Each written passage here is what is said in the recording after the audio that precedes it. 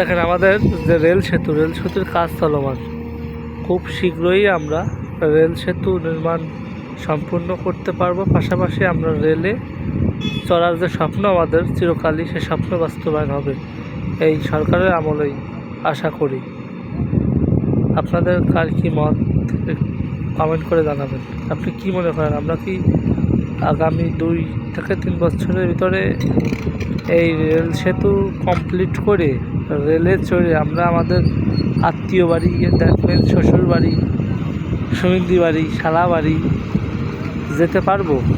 যদি মনে করেন যে পারবো তাহলেও জানাবেন। যদি মনে করেন যে না, এটা এই জন্মে সম্ভব না, তাহলে সেটাও জানাবেন।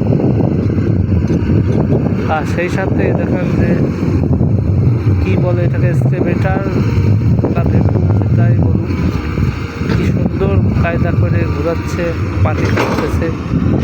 রোবটিক সিস্টেম,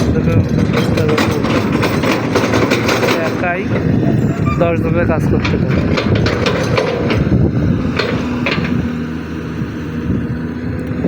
ওই দেখেন এখান থেকে মনে হয় মাটি উঠাবে, যেটা করতে একজন মানুষের অনেক সময় লেগে যেত। ওই ব্লকটা সরাইতে হবে, তারপরে আরও কত। এই যে গাড়ি চালকের অবশ্যই অনেক দক্ষতা না থাকলে এত বড় একটা রোবট অপারেট করা আসলে কম ব্যাপার না। যদিও এই ধরনের মানুষেরা বেশি একটা শিক্ষিত হয় না বলে আমরা দাম দিই না, তারপরেও এটাও কিন্তু কম কষ্টের এবং কম দক্ষতার কাজ না। দেখেন কত সুন্দরভাবে ওই যে মনে হচ্ছে ওই ব্লকটা উঠাবে। দেখা যাক কী কায়দায় এরা উঠায়। আমি এই প্রথম দেখতেছি যে এগুলো কীভাবে কাজ করে।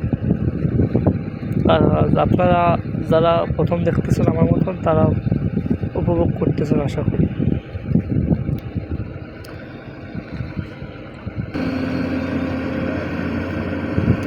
ওই যে ব্লকের ভিতরে পড়ায় দেবে, পড়ায় দিয়ে এইটার ধরে টান দিলে মনে হয় উঠে আসবে।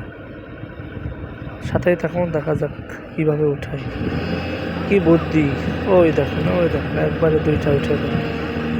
কী বুদ্ধি দেখছেন? এরকম বুদ্ধি আসলে শিক্ষিত মানুষের মাথায়ও আসে না। এনারা যেহেতু খাতা কলমে শিক্ষিত না, তারপরেও শিক্ষিত তো কোনো অংশে কম না।